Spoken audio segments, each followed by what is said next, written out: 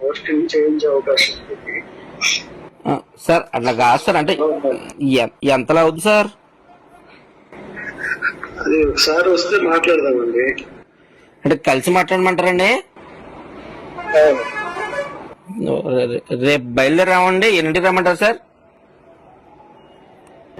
ఇష్టం, మీరు ఏ టైంకి అయినా రండి.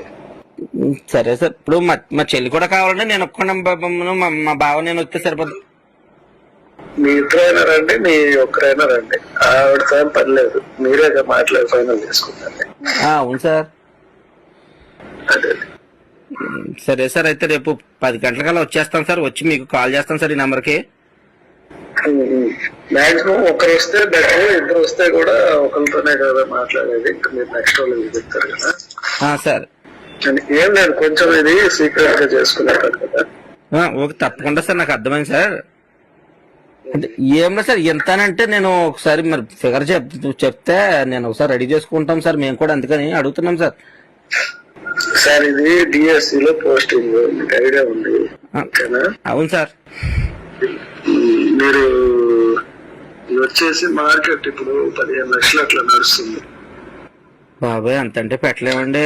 ఏంటంటే డైరెక్ట్ గా పోస్టింగ్ ఇవ్వటమే కదా. సరే, అది ఏదన్నా మీరు వచ్చి మాట్లాడితే ఏమన్నా నెగోషియేషన్స్ చేద్దామంటే చేద్దాం. సరే సార్, అయితే ఓకే అండి. మాట్లాడతాను. ఓకేనా? అలాగే అండి. వీలైతే నేను యాక్చువల్ ఏంటంటే నేను ఇప్పుడు టైం తక్కువ ఉంది కాబట్టి ఇంటికే పిలిపించి మాట్లాడతాను. మా ఇంట్లోనే మాట్లాడుకుందాం. Okay sir. అలాగే సార్. కొంచెం పర్సనల్ గా వస్తే మాట్లాడి చేద్దాం. తప్పకుండా సార్. ఓకే అండి, థ్యాంక్ యూ సార్.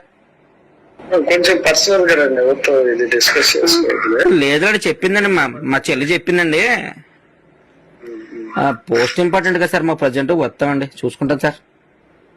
సరే అండి. మెగా డిఎస్సిలో అవినీతి జరిగింది, అక్రమాలు జరిగాయి, చంద్రబాబు నాయుడు లోకేష్ ఇద్దరూ కలిసి డిఎస్సి ఉద్యోగులను అన్యాయం చేశారు, పోస్టులను అమ్ముకున్నారు, కోట్ల రూపాయలు సంపాదించుకున్నారు అంటూ జగన్మోహన్ రెడ్డి మరొక సరికొత్త డ్రామాతోటి, ఒక ఫేక్ వీడియోతోటి ఈరోజు తన ట్విట్టర్ ఖాతాలో, తన ఫేస్బుక్ ఖాతాలో ఈ వీడియోని పోస్ట్ చేయడం జరిగింది. ఫస్ట్ జగన్మోహన్ రెడ్డి ఏమన్నాడండి? డిఎస్సి నోటిఫికేషన్ ఇచ్చిన తర్వాత, రిక్రూట్మెంట్ జరిగిన తర్వాత, మెరిట్ లిస్ట్ పెట్టిన తర్వాత, అధ్యాపకులకు నియామక పత్రాలు ఇచ్చిన తర్వాత, ఆల్మోస్ట్ 1 ఇయర్ తర్వాత బయటికి వచ్చి జగన్మోహన్ రెడ్డి మొట్టమొదటిగా మాట్లాడింది ఏంటి?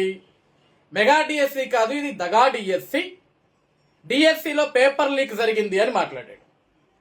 సరే, జగన్మోహన్ రెడ్డి చెప్పింది కాసేపు వాస్తవం అనుకుంటే, మాకు అన్యాయం జరిగింది అని జగన్మోహన్ రెడ్డి దగ్గరికి కొంతమంది డిఎస్సి అభ్యర్థులు వెళ్ళినప్పుడు జగన్మోహన్ రెడ్డి తన తాడేపల్లి ప్యాలెస్ లో ఒక ప్రెస్ మీట్ పెట్టి ఆ అభ్యర్థులందరినీ పక్కన కూర్చోబెట్టుకొని, మీరు బాధపడొద్దు, కన్నీరు పెట్టొద్దు, 3 ఏళ్లు గట్టిగా కళ్ళు మూసుకొని ఉండండి, 3 ఏళ్ల తర్వాత నేను మళ్ళీ దేవుడి దయతోటి మీ అందరి ఆశీస్సులతో నేను మళ్ళీ ముఖ్యమంత్రి అవుతాను, ముఖ్యమంత్రి అవ్వగానే మీ ఉద్యోగాలు మీకు ఇచ్చేస్తా అన్నాడు. ఓకే, ఈ కలిసిన అభ్యర్థులందరూ కూడా, సార్ మాకు మెరిట్ ఉంది, లేకుంటే మాకు పలానా హారిజెంటల్ వల్ల, హారిజెంటల్ రిజర్వేషన్స్ వల్ల, లేకుంటే స్పోర్ట్స్ కోటాస్ వల్ల, ఎక్స్ సర్వీస్ మెన్ కోటాల వల్ల మాకు ఉద్యోగాలు రాలేదని మాట్లాడారు తప్ప, ఎక్కడన్నా సరే జగన్మోహన్ రెడ్డి కలిసిన ఏ అభ్యర్థి అయినా సరే, సార్ పేపర్ లీకేజ్ జరిగింది, పేపర్ లీక్ అవ్వటం వల్ల మేము చదివిందంతా వృధా అయిపోయింది, మా కష్టమంతా బూడిదలో పూసిన పన్నీర్ అయిపోయింది, పేపర్ లీకేజ్ జరిగిందని ఎక్కడన్నా సరే ఏ అభ్యర్థి అన్నా మాట్లాడా అంటే, ఒక్క అభ్యర్థి కూడా, జగన్మోహన్ రెడ్డిని కలిసిన ఏ అభ్యర్థి కూడా పేపర్ లీకేజ్ జరిగిందని ఎవ్వరూ మాట్లాడలా. కేవలం జగన్మోహన్ రెడ్డి ఒక్కడే మాట్లాడాడు పేపర్ లీకేజ్ జరిగింది అని. సరే, ఈ పేపర్ లీకేజ్ అంశం ప్రజలు నమ్మేటట్లు లేరు. నా దగ్గరకు వచ్చిన అభ్యర్థులు కూడా ఎవరు కూడా పేపర్ లీకేజ్ గురించి ఎక్కడా మాట్లాడలేదు, అసలు పేపర్ లీకేజ్ అనే అంశం నా ముందుకు తీసుకురాలేదు, కాబట్టి నేను ప్రజల్లో ఎదవనైపోతా అని చెప్పేసి జగన్మోహన్ రెడ్డి వెంటనే ఇంకో కొత్త డ్రామాకు తెరదీశాడు. అదేంటి? Sports quota. స్పోర్ట్స్ కోటాలో బాగా అవినీతి జరిగింది, అవకతవకలు జరిగాయి, స్పోర్ట్స్ కోటాలో ఉద్యోగాలు అమ్మేసుకున్నారు అని మాట్లాడాడు జగన్మోహన్ రెడ్డి. ఏ స్పోర్ట్స్ కోటాలో ఉద్యోగాల్లో అవినీతి జరిగింది, అమ్మేసుకున్నారని మాట్లాడాడు జగన్మోహన్ రెడ్డి. 10వ తరగతి ప్రశ్నాపత్రాలు దొంగతనం చేస్తూ అడ్డంగా దొరికిపోయిన జగన్మోహన్ రెడ్డికి ఈరోజు అత్యద్భుతంగా చదివి ఐఏఎస్లైన కోనా శశిధర్ గారు, అదేవిధంగా అజయ్ జైన్ గారు ఇద్దరు కూడా చాలా అద్భుతంగా అరటి పండు ఒలిచి చూపించినట్లుగా చాలా అద్భుతంగా జగన్మోహన్ రెడ్డి గారికి, అతన్ని ఎవరైతే స్పోర్ట్స్ కోటాలో మాకు అన్యాయం జరిగింది, మాకు ఉద్యోగాలు రాలేదని కలిసిన అభ్యర్థులకు సంబంధించి ప్రతి ఒక్కరి డేటా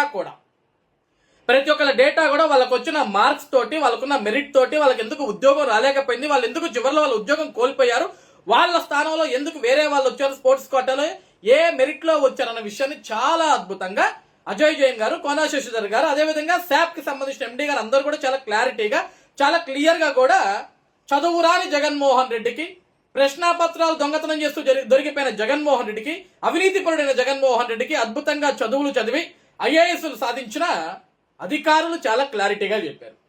ఈ రోజు ఐఏఎస్ అధికారులు వచ్చి మీడియా ముఖంగా పత్రికా సమావేశం పెట్టి ఆంధ్రప్రదేశ్ రాష్ట్ర ప్రజానికం మొత్తానికి అర్థమయ్యేలాగా జగన్మోహన్ రెడ్డికి కళ్ళు తెరిపించే విధంగా ఆన్సర్లు తెలియజేస్తే, జగన్మోహన్ రెడ్డి మళ్ళీ నా పరువు పోయింది, స్పోర్ట్స్ కోటాలో కూడా నేను నిరూపించలేకపోయా, నేను మళ్ళీ రెండోసారి ఎదవనైపోయా ఇక్కడ అని ఏదో ఒక విధంగా కూటమి ప్రభుత్వం మీద బురజు జల్లాలా. ఎందుకంటే కూటమి ప్రభుత్వం ఇచ్చిన మాట ప్రకారం, చంద్రబాబు నాయుడు గారు ఇచ్చిన మాట ప్రకారం ముఖ్యమంత్రిగా ప్రమాణ స్వీకారం చేసిన మొట్టమొదటి సంతకం మెగా డిఎస్సి మీద పెట్టడమే కాకుండా దానికి నోటిఫికేషన్ ఇచ్చిన తర్వాత చాలా పారదర్శకంగా దానికి పరీక్షలు నిర్వహించి అదే విధంగా పారదర్శకంగానే మెరిట్ లిస్ట్ ఇచ్చిన తర్వాత చాలా అద్భుతంగా ఆంధ్రప్రదేశ్ రాష్ట్ర ప్రజలు మొత్తం గర్హించే విధంగా, ఆంధ్రప్రదేశ్ రాష్ట్ర ప్రజలందరూ కూడా గర్వపడే విధంగా, అప్రిషియేట్ చేసే విధంగా నియామక పత్రాలని చాలా అద్భుతంగా ఒక పండగ వాతావరణంలో అందజేశాడు. అలాంటి పని 5 సంవత్సరాలు నేను ఒకటి కూడా చేయలేకపోయా.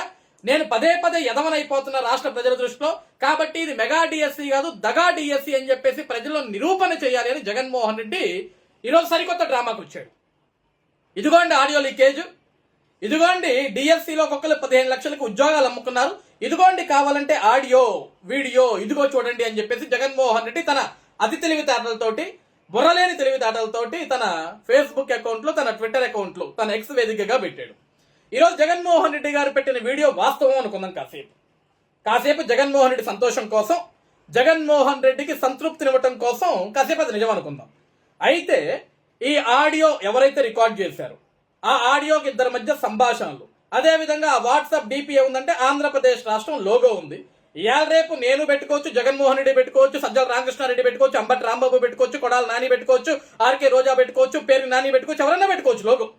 ఒక ఫేక్ నెంబర్ తీసుకోవచ్చు, లేకుంటే వైఎస్ఆర్సీపీ పార్టీలో 5 రూపాయలకి పనిచేసే కూలీల దగ్గర నుంచి ఒక ఫేక్ నెంబర్ తీసుకొని దానికి డీపీ మార్చడం పెద్ద విషయమేమి కాదు. అది వైఎస్ఆర్సీపీ పార్టీకి అవినీతి చేయటము, డీపీలు మార్చటము, పత్రాలు మార్చటము, డాక్యుమెంట్లు ఫోర్జరీ చేయటం, ఇవన్నీ కూడా వైఎస్ఆర్సీపీ పార్టీకి పెట్టిన విద్య, వెనతో పెట్టిన విద్య. అలానే ఒక 2 పనికిమాలిన వెధవలు ఒక కన్వర్జేషన్ ఇస్తే ఆ కన్వర్జేషన్ ని సంవత్సరం తర్వాత, అసలు ఈ కన్వర్జేషన్ ఎప్పుడు బయటికి రావాలా? ఒకటి నోటిఫికేషన్ ఇచ్చిన తర్వాత, ఎప్పుడైతే ఎగ్జామ్స్ నిర్వహించారో ఎగ్జామ్స్ కూడా అయిపోయిన తర్వాత, ఎప్పుడైతే మెరిట్ లిస్ట్ ఇచ్చారో ఆ మెరిట్ లిస్ట్ ఇచ్చిన తర్వాత కదా మనం అపాయింట్మెంట్ ఆర్డర్స్ ఇవ్వాల్సింది. ఆ అపాయింట్మెంట్ ఆర్డర్స్ ఇచ్చే సమయంలో అయినా సరే ఇదిగో కూటమి ప్రభుత్వంలో ఈ విధంగా అవకతవకలు జరుగుతున్నాయి, ఈ విధంగా ఉద్యోగాలు అమ్ముకుంటున్నారు. ఈరోజు మా చెల్లికి ఉద్యోగం అడిగితే 15 లక్షల రూపాయలు డబ్బులు అడిగారు, పర్సనల్ గా ఇంటికి రామన్నారు, ఇంటి దగ్గర కూర్చొని డిస్కస్ చేద్దాం అనుకున్నారు, ఫైనల్ సెటిల్మెంట్ 1 లక్ష అటు ఇటు తగ్గించుకుందామన్నారు అని చెప్పేసి ఇదే ఆడియోని, ఇదే వీడియోని ఎప్పుడు రిలీజ్ చేయాలండి? ఏమై జగన్మోహన్ రెడ్డి, నీకన్నా బుర్ర ఉండాలి కదా, ఎప్పుడు రిలీజ్ చేయాలి ఈ వీడియోని, ఈ ఆడియోని? ఎప్పుడైతే నోటిఫికేషన్ ఇచ్చారో, పరీక్షలు నిర్వహించిన తర్వాత, ఎప్పుడైతే మెరిట్ లిస్ట్ ఇచ్చారో, మెరిట్ లిస్ట్ ఇచ్చిన తర్వాత ఎప్పుడైతే నియామక పత్రాలు అందజేస్తున్నారో ఆ రోజే మీరు మీడియా పరంగా కానీ, న్యాయస్థానం పరంగా కానీ, పోలీస్ అధికారుల పరంగా కానీ మీరు ఆ రోజే ఈ ఆడియో వీడియో బయట పెట్టాలి కదా.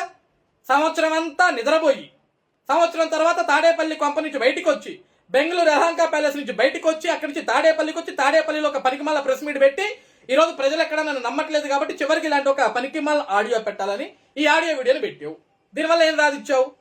చివరికి ఎవరిదయా ఈ నెంబరు, అందులో డిస్ప్లే అవుతున్న నెంబర్ ఎవరిదయా అంటే ఆయన ఎవరో బండారు రోసయ్య అంట, నందిగాం సురేష్ సంబంధించిన వ్యక్తి.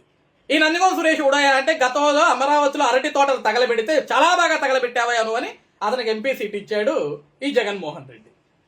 ఎంతసేపటికి ఆంధ్రప్రదేశ్ రాష్ట్రాన్ని ఏదో ఒక విధంగా అప్రదృష్ట పాలు చేయాలి, లేకుంటే ఆంధ్రప్రదేశ్ రాష్ట్ర అభివృద్ధిని అడ్డుకోవాలా, అమరావతిని సర్వనాశనం చేయాలా, ఆంధ్రప్రదేశ్ రాష్ట్ర యువత భవితను సర్వనాశనం చేయాలా, ప్రశ్నార్థకంగా మార్చాలని ఒక కుట్రపూర్వక ఆలోచన తప్ప జగన్మోహన్ రెడ్డి నీ దగ్గర నీ బతుక్కి ఒక్కటన్నా నిజం ఉందా?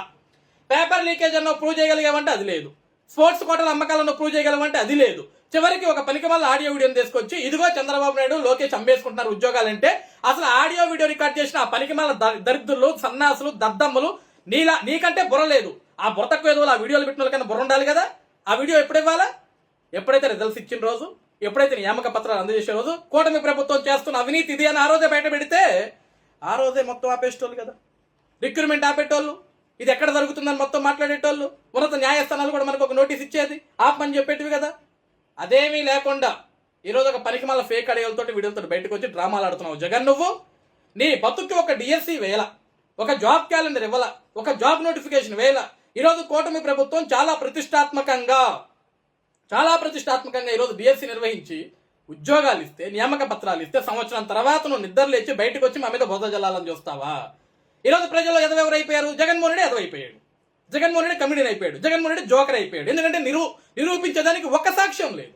ఎందుకంటే అసలు అక్కడ తప్పు జరగలేదు కాబట్టి, పారదర్శకంగానే పరీక్షలు జరిగాయి కాబట్టి, నియామక పత్రం ఇవ్వడం జరిగింది కాబట్టి, మెరిట్ లిస్ట్ ఇవ్వడం జరిగింది కాబట్టి, ప్రతిదీ కూడా పారదర్శకంగానే జరిగింది కాబట్టి ఈరోజు జగన్మోహన్ రెడ్డి దగ్గర ఆన్సర్ లేదు, కేవలం బురద వేయటం తప్ప. ఈరోజు జగన్మోహన్ రెడ్డి ఇవన్నీ కూడా ఎందుకు చేస్తున్నాడంటే అండి, ఏదైతే లిక్కర్ కేసుకు సంబంధించి ED Jaganmohan Reddy PN arrest చేసింది, వాళ్ళ పార్ట్నర్ వసుదేవరెడ్డిని అరెస్ట్ చేసింది, ఈరోజు జగన్మోహన్ రెడ్డి చుట్టూ చేరిన వ్యక్తులు రాజకేశ్ రెడ్డిని అరెస్ట్ చేసింది. ఆ తర్వాత నెక్స్ట్ అరెస్ట్ జగన్మోహన్ రెడ్డిదే కాబట్టి రేపు మద్యం కేసులో జగన్మోహన్ రెడ్డి అరెస్ట్ అయితే వెంటనే వాళ్ళు ఏమంటారు? మెగా డిఎస్సి దగా డిఎస్సి అని ప్రశ్నించిన జగన్మోహన్ రెడ్డిని కావాల్సుకుని ఈ కూటమి ప్రభుత్వం తమ తప్పుని కప్పిపుచ్చుకునేదానికి జగన్మోహన్ రెడ్డిని ఈ విధంగా అరెస్ట్ చేసి జైల్లో పెట్టారని ఎదవ డ్రామాలు ఆడటానికి తప్ప మరొకటి లేదు.